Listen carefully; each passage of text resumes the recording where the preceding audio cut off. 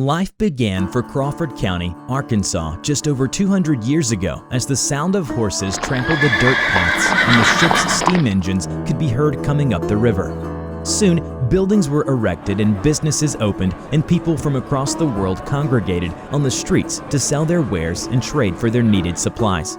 It's amazing to see how the county has developed and matured over the past 2 centuries. We've seen our wonderful county experience times of great hardships, but we have seen even more times of great progress and success. Census numbers in 1830 show our county population was 2,440, and now our latest estimated 2019 census reports 63,257 people call our place home. Crawford County has proven to be a great place to live. For many years, Crawford County played a vital role in the development of the Postal Service through the Butterfield Overland Mail Stage and the railway originally called Iron Mountain Line, later renamed the Missouri Pacific Railway. In 1882, the Frisco Railroad made its debut in Crawford County, connecting Van Buren with St. Louis and Kansas City. Today, the Arkansas-Missouri Railroad stops at the historic train depot, built in 1903, in the heart of downtown Van Buren, and provides a beautiful excursion for travelers between Van Buren and Springdale several times a month. The Crawford County Courthouse has seen many improvements throughout the years, and the historic monuments on the courthouse lawn are history lessons themselves. 200 years after its inception, the residents, officials, and businesses of Crawford County have learned from history and look forward to continual progress in the future. Learning from the past, building on the present, and planning for the future remain important for Crawford County as it flourishes and prospers in the 21st century.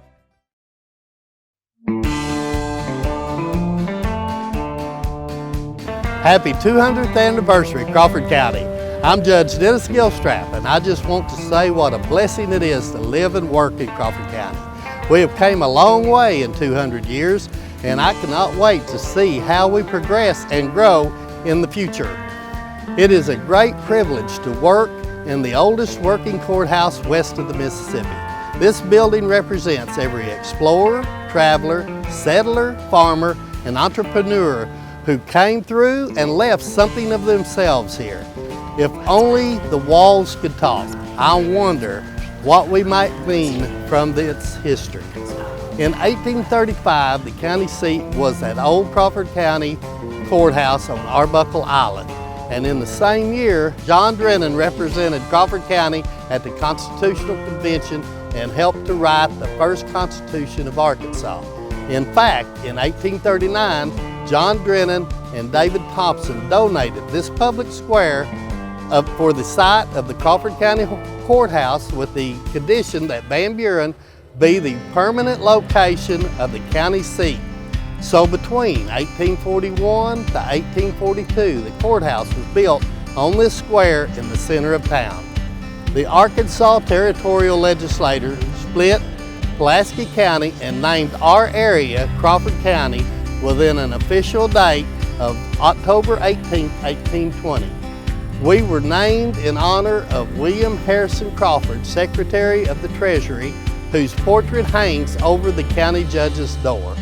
Although the courthouse did not have any physical damage from the occupying federal troops during the Battle of Van Buren in 1862, all records between the years of 1855 through 1860 were destroyed. More than a decade later, March 23, 1877, a mysterious fire broke out at the courthouse, burned, and most of the records were destroyed. Those that were only partially burned were saved and re-recorded. This mystery, as you may know, has never been solved. Crawford County overcame this challenge, and the community came together to make sure the courthouse was rebuilt in 1877. They even used the brick walls to rebuild because they were still standing after the fire. An additional 2 wings were added during Judge J.W. Cry's tenure of office during 1904 through 1908. Over the past century, other upgrades were made to the courthouse, making it what it is today. With every challenge, every change, and every step of progress, every city in Crawford County has band together through the years. We have experienced a lot of trials, but have came through even stronger. We continue to see growth through water expansion projects, road improvements, downtown city developments, parks and recreation upgrades, and so much more. Crawford County is thriving, and we're excited for great things to come because we are Crawford County strong.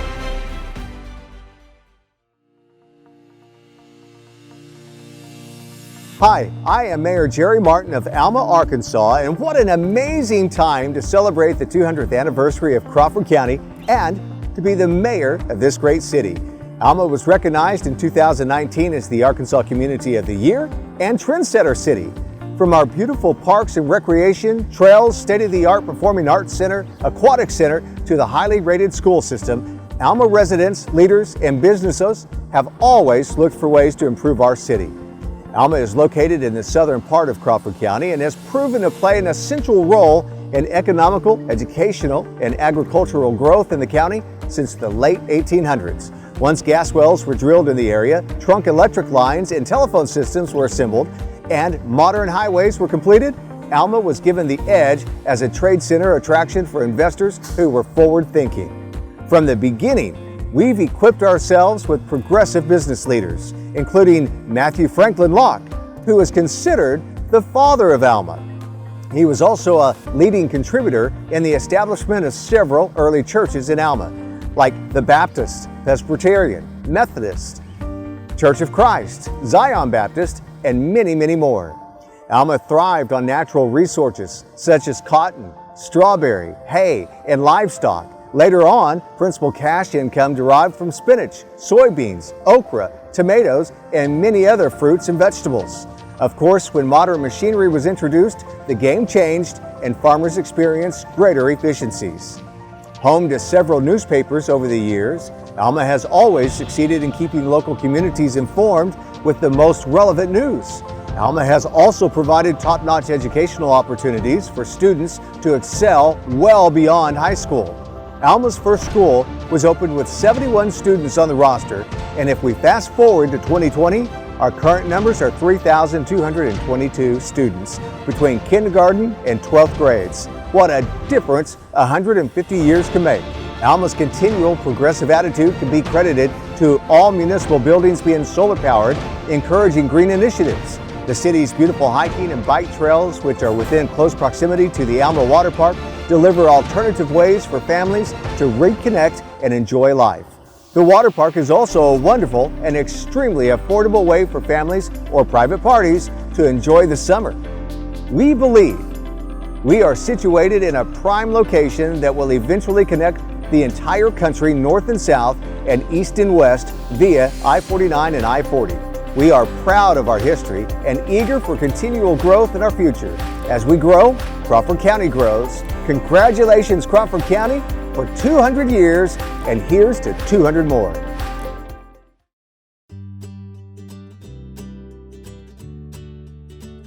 Hi, I'm Mayor Mark Eisenhower of Cedarville, and I'd like to wish Crawford County a happy 200th anniversary.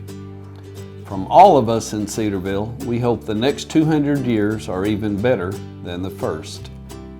Like many other towns in Crawford County, Cedarville has many great things to celebrate that make it unique. Cedarville's small but tight-knit community was incorporated on July the 5th, 1881. Sometime later, the town lost its incorporation but reincorporated in 1998.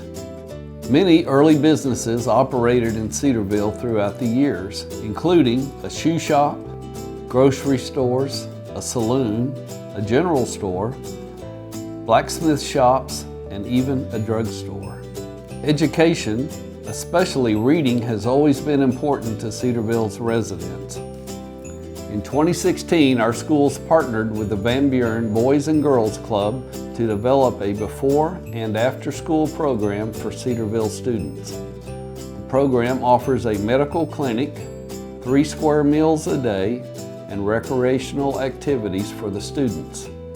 It's exciting to see neighboring communities working together to bring such amazing opportunities for these students. In addition to placing emphasis on education, Cedarville has also played an important role for transportation in Crawford County throughout the years. Brody's Station was the first in Crawford County for stagecoaches traveling east from California. The Butterfield Overland Mail Road followed Creek Valley into Cedarville from the north. Cedarville became a strategic intersection for both the stagecoach line and the Overland Mail Road. After we incorporated the second time in 1998, our primary focus has been on road improvements. All of our city roads were gravel, and in the last few years we have been able to chip and seal over 3 miles of city roads. We have an active senior center where the seniors are given opportunities to join in many different recreational activities as well as eat home-cooked meals. Our Old Rock School building currently houses our community center where ladies quilt twice a week, community fundraisers are held, and the farmers market takes place in the summer months. We have also built a new city park with a walking trail for families to enjoy and exercise. This small community always finds a way to support and help others in time of need. We are thankful to be a part of Crawford County where helping hands don't stop at city lines. Happy 200th anniversary, Crawford County.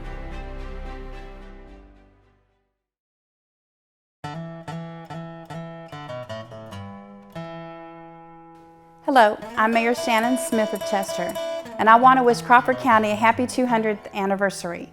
We're proud to be part of such a wonderful, prosperous county. The best way to describe the town of Chester and its residents is resilient. Even after experiencing several setbacks and tragedies throughout its history, Chester overcame each one with resolve. Out of those challenges came triumphs and joys as well.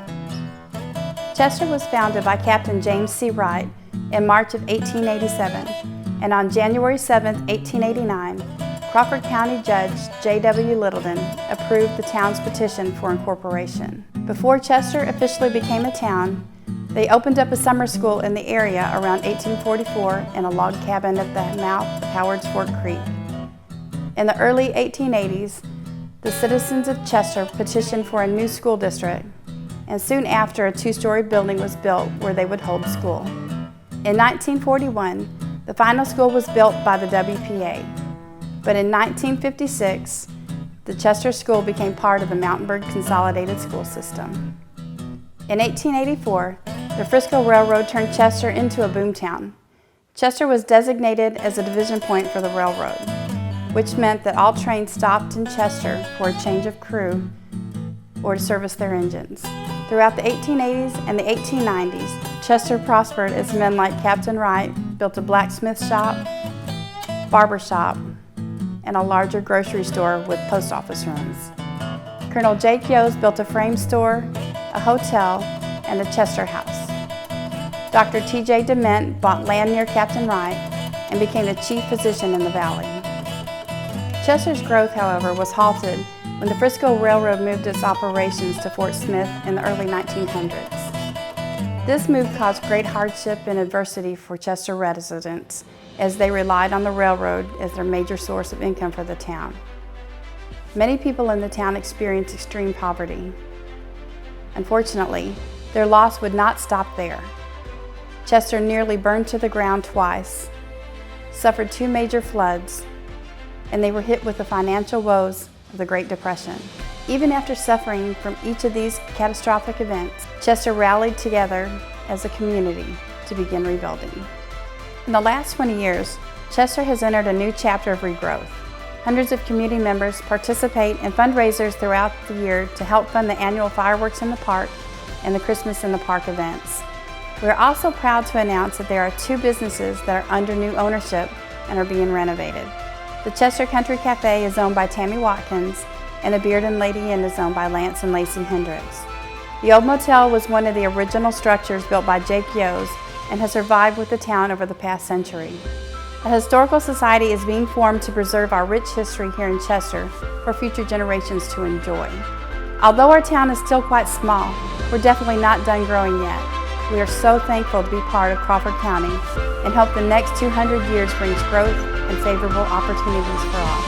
Happy 200th anniversary, Crawford County.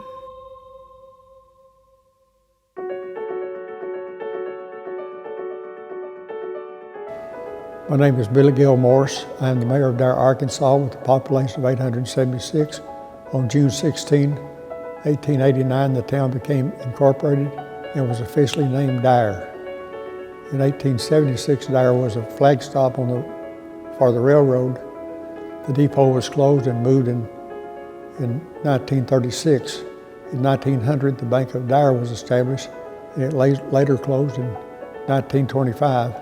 The bank was then turned into a cannery where 6,208 cans of meat, fruit, and vegetables were canned. In 1976, the first store was built and faced the railroad tracks. In 1915, a two-story lodge was built on Washington Street. The first story was a movie theater, and the second story was an Oddfellows Lodge. In 1912, Dyer got his first phone. Later on, the town got a party line where the individuals did not have a phone. They would use the phone at Frank Road store. The earliest beginning was in 1834 to 1836 when James Hurd purchased 122 acres of land from the government when Martin Van Buren signed the purchase.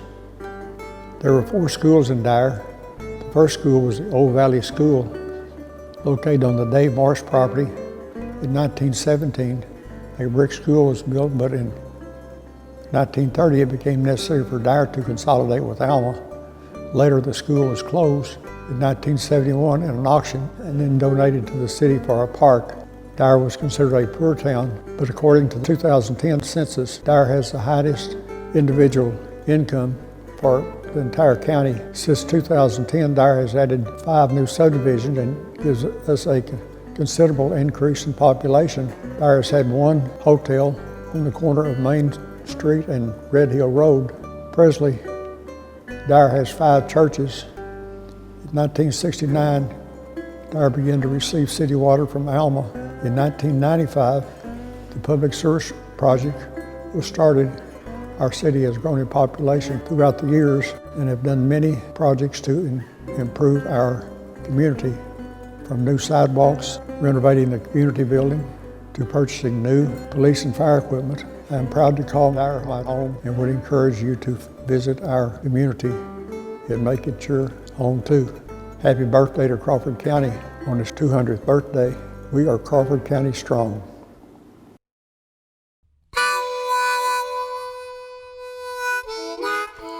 Hello, I'm Gary O'Kelly and I'm the mayor of the city of Kibler, Arkansas. On behalf of our citizens, I wish Crawford County a very happy 200th birthday and wish for much prosperity in the years to come. Our city was a large farming community long before its official incorporation in December of 1963. The early Methodist Church records go back to 1886 and show many settlers of that faith were among the earliest settlers. The Baptist Church was formed in 1898. The first store in Kibler was built and operated by Tom Kibler around 1903, and our large mercantile store followed, and a grist mill was set up by Artie Humphrey. With extensive farming in the Kibler bottoms, there was always a need for blacksmith shops, cotton gins, and mercantile stores. For many years, the principal crops were cotton, corn, and however, as merchandise farming became more efficient, many vegetables, grains were good crops to pursue. Spinach became a huge crop, especially when Allen Canning, a company, built a plant in Alma. For years, Alma called themselves the spinach capital of the world. The railroad coming through Crawford County afforded our farmers an opportunity to get their cotton and crops to larger markets and much needed money for their families. In 1913, men began buying leases which gave them the right to drill for oil and gas, and a large commercial gas field was rapidly developed and is still in operation today. Our Kibler water system was created in the early 70s, and customers paid their water bill at the superintendent's house. That was an experience. In 2003, our police force began with 1 officer. We have expanded to 2 officers now and are happy to provide important service to our citizens. I might note that since 2014, the sales tax the city receives from our local Dollar General store gives us the necessary funds to keep our police force going. We appreciate and are happy to have them in our community. Walmart wasn't interested. The population of our city has grown from around 600 to, in the early 70s, to over 1,000 folks in 2020. We have annexed additional land into the city, and we expect to see more growth. Again, congratulations to Crawford County on their 200th birthday.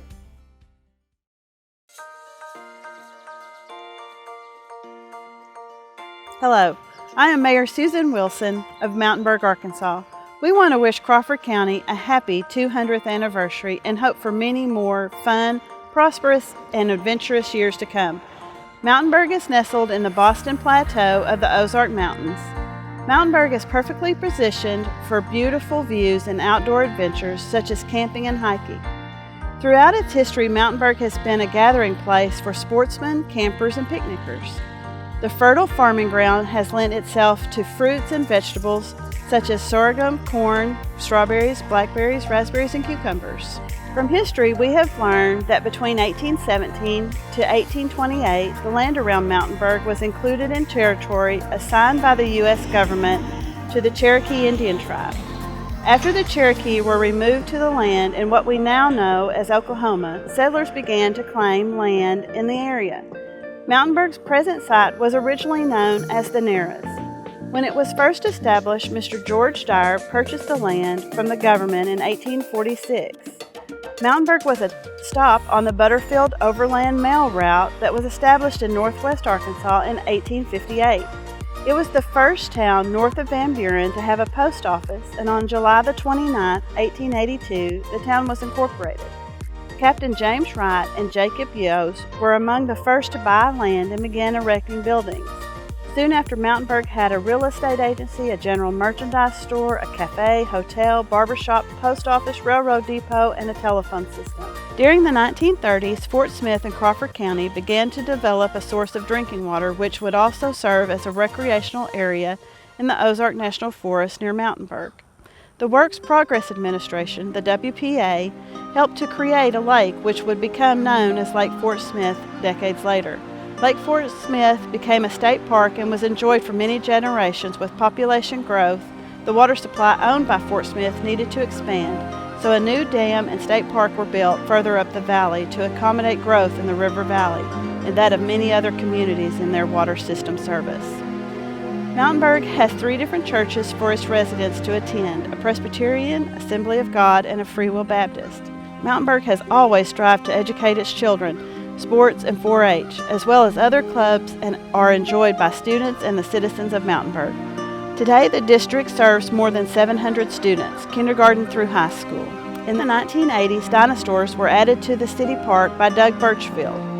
Current Mountainburg leaders are continuing to improve the lives of our residents with expanding park equipment and sidewalks. With the help from the USDA, we are in the process of assuming vacant buildings in our city for our police and fire departments. We are also looking into financing for water expansion in the county that will give 400 households potable water. Mountainburg continues to thrive, and we look forward to many more years of being part of Crawford County. The greatest blessing of all is our people, the kind of people that have made all of America great for 200 years. We are Mountainburg proud.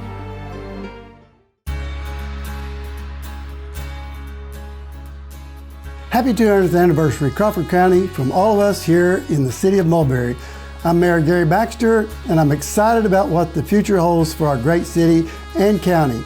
Mulberry was incorporated in 1880 and has been part of Crawford County since 1885. It was originally part of Franklin County, but with an act of legislation became part of Crawford County in exchange for building a much-needed bridge over the Mulberry River. Mulberry got its name from the Big Mulberry Creek because the creek's banks were lined with mulberry trees. Before 1900, cotton gins, hotels, jewelers, lumber yards, milliners, meat markets, barbershops, doctors, and lawyers all had businesses on Main Street. Mulberry was a lively place. From the beginning, farming has always been a big business for the area. In the 1800s, cotton was a primary resource, but as time went on, local farmers also produced soybeans, raised livestock and chickens, grew hay, and many other food crops. In 2012, American Vegetable, Soybean, and Edamame Incorporated, a subsidiary of JYC International, built a 32,000 square foot plant in Mulberry to process locally grown edamame, which is a specialized soybean product that typically comes from China. It is supplied to several large businesses such as Costco, Sam's Club, and Whole Foods. In fact, in a press conference, Mulberry was noted as the future edamame capital of the United States. We are very happy to have them in our community. But in the last 50 years or so, outdoor attractions have really put Mulberry on the map. The Mulberry River is a destination location for family and friends who enjoy fishing, canoeing, kayaking, swimming, and camping. Mulberry is known for hosting the annual Crawford County Fair and Rodeo, annual fireworks display, and many other community events at Kirksey Park. Over the years, many doctors have made Mulberry their home and were loved by their patients. One of the most well-known, Dr. Odell Kirksey, settled in Mulberry in 1920. He was a graduate of the Kansas City College of Medicine and Surgery. In 2009, the City of Mulberry received a $92,000 grant to restore the old Kirksey Maternity Hospital as a museum and community center. After a lot of hard work, the old building was refurbished and added to the National Register of Historic Places. It was opened to the public on June the 29th, 2014. Today, we are proud of our Mulberry Volunteer Fire Department that not only serves our city, but Fire District 2 in Crawford County. We are also happy that we continue to have an outstanding police department. Mulberry also has its own water supply and water treatment plant, which serves the local area and some surrounding rural areas. I am happy to be a part of Mulberry's continued growth, and I have high hopes for our future as we work together to improve life and a lot of hope for future generations. We are excited about Crawford County's future. As Judge Gilstrap says, we are stronger together.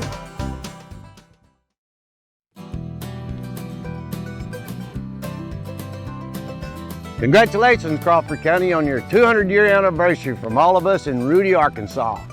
We wish Crawford County many more profitable and fruitful years. I'm James Jones, Mayor of Rudy, and we're proud to be a part of the best county in the state.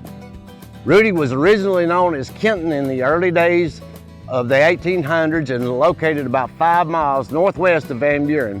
It was later named after George H. Rudy, who served as the first postmaster and who owned land where the train depot was built. Rudy did not have any businesses established in town until the railroad arrived in 1882. Then the first 2 businesses opened were a general merchandise store and a saloon. By 1934, our small town had grown and Rudy was home to 5 businesses. We also began with a Baptist organization in 1887, followed by a Methodist organization in 1891. Rudy was incorporated in 1937. From the beginning, this community flourished in agriculture, primarily from fruits and vegetables such as peaches, strawberries, and apples that were shipped out of town via the Frisco Railroad. The farm products shipped out valued close to $200,000 a year.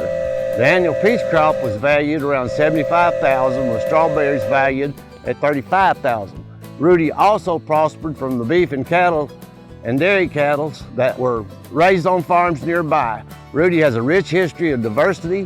In 1926, the voters of Rudy held a Democratic primary in August and elected all women officials. Was the first time this has ever happened in Crawford County. They had their work cut out for them On September 27, 1927, the tornado struck Rudy, destroyed the school and several homes and businesses, as well as the Methodist Church. The old school gym remains intact and has been used for music shows, friendly community basketball games, and other events over the years. Who would have thought of Rudy as a tourist destination? In fact, in the 1930s, Rudy gained popularity as a resort or tourist attraction business because of its beautiful mountain scenery and sparkling creeks where people enjoyed fishing, swimming. Not only was Rudy popular for its natural resources, but it also home of the 1922 Boys Basketball Championship team in the state of Arkansas. Today we continue to expand as people enjoy wonderful shopping experience at the A to Z stores and fill up their tanks at two of our gas stations on Highway 282. We've recently built a small park for children and families to play, laugh, and enjoy life. Our annual fireworks show attracts around 2,000 people per year and brings all the Rudy families together and many visitors from all over the county. As they say, all roads lead to Rudy. Our goal is to continue improving our great town for many years to come. Congratulations, Crawford County, to the wonderful 200 years, and may God richly bless.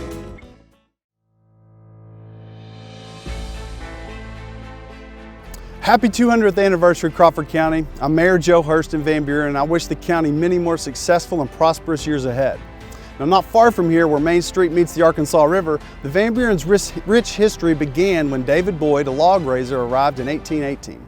His arrival is the first recorded event in the town's history. In 1831, Thomas Phillips purchased land and established a wood yard to supply fuel for the flat-bottom steamboat working its way down the river. That community became known as Phillips Landing. In 1831, a post office was established at Phillips Landing, and it was eventually named Van Buren after the Secretary of State, Martin Van Buren, who was appointed by President Jackson. Now, being shrewd and a successful businessman at Columbus Landing, John Drennan and David A. Thompson realized that Phillips Landing was a better site for a town because of its higher ground. They pursued the purchase from Thomas Phillips, and the following year the town was surveyed and laid out. Main Street became the trail for settlers, wagon trains, and people moving west, with stores for supplies, a mineral bathhouse, saloons, King Opera House, wheelwrights, livery stables, and hotels. The real growth of the town began there. It soon became the center of distribution for goods in Northwest Arkansas. Van Buren was incorporated in 1845. From the early days, Van Buren has never stopped growing and expanding its businesses, agriculture, industry, and transportation. However, Van Buren's downtown has really been a main attraction for the area for decades. But I believe the best is still yet to come. Recent revitalization efforts include an extraordinary Veterans Memorial fountain and flag plaza, a splash pad for families, 2 pavilions for farmers markets and other events. The latest project that we have going comes from a $500,000 grant for new sidewalks, landscaping, traffic calming, and drainage improvements. The engineering phases are underway and construction scheduled to begin early next year. Now, another neat project that we had is going to add to the appeal of this city so much, and it comes from our Parks and Recreation Master Plan that was passed just a few years ago. Our downtown parks were the first projects to be completed, and the next park is almost finished. This project is called Colley Park, and it's the first of its kind in Van Buren. And it really does add to the River Valley's commitment to recreational trails. This 60-acre public park property on the west side of the city is going to have 2 miles of multi-use soft surface trails for hikers, cyclists, trail runners, walkers. Parks and trails are becoming a really big focus here in Van Buren, and this is only the beginning. The Van Buren's geographic location has always been a strength, and having direct access to the interstate, Arkansas River, and rail continues to drive economic development. But the latest opportunity of an intermodal port could be a game changer. The next step in developing this port facility has just been taken with the help of a $360,000 grant from the Economic Development Administration. This grant allows us to complete an essential engineering study that will help project costs and needs for utilities and to conduct a preliminary design for the port. And that's going to be a really big thing for us. This really could be unlike anything we've seen in this city. Now, all these plans for the future are exciting, and they show that we continue on a path of prosperity that started years ago with John Drennan and others. But none of that would be possible without Van Buren's greatest asset of all, and that's our people. I'm honored to serve as mayor of Van Buren. I've got a front row seat to the city's kindness, creativity, resolve, and incomparable capacity for service. Now, the only way we've come this far is because people have worked together. It's not just a few, but they came together in real community partnerships. So as we celebrate today, let's remember how we got here. Let's recommit ourselves together for Van Buren and for Crawford County. Congratulations, Crawford County, on your 200th anniversary. Your county has packed a lot of history into its first 200 years. Van Buren was a popular stop for prospectors who were rushing to California for gold in 1849. The Butterfield Overland Mail Company's stagecoaches ran through your county. Your modern history includes the invention of the bazooka, the musical instrument, not the rocket launcher, by Bob Burns, a teenager in Van Buren who became a famous entertainer. A general noticed that the rocket launcher looked like Bob's horn, so he nicknamed it a bazooka. Crawford County has Alma and its museum-quality bronze statue of Popeye. The pandemic of 2020 has become part of your history, just like the flood of 1927. The hard times don't define you. The challenges give you the opportunity to tell the bigger story of Crawford County's perseverance. You have carefully preserved valuable pieces of your past, even as you have created a wonderful quality of life. The prospectors who passed through in 1849 could have saved themselves a lot of work and disappointment. They were looking for gold. If they had stayed in Crawford County, they would have found something far greater than gold. Your county, your people, and your ancestors who made it great. Now you enjoy the treasure they missed. 200 years is worth celebrating. Go out and blow your bazookas. Happy bicentennial, Crawford County.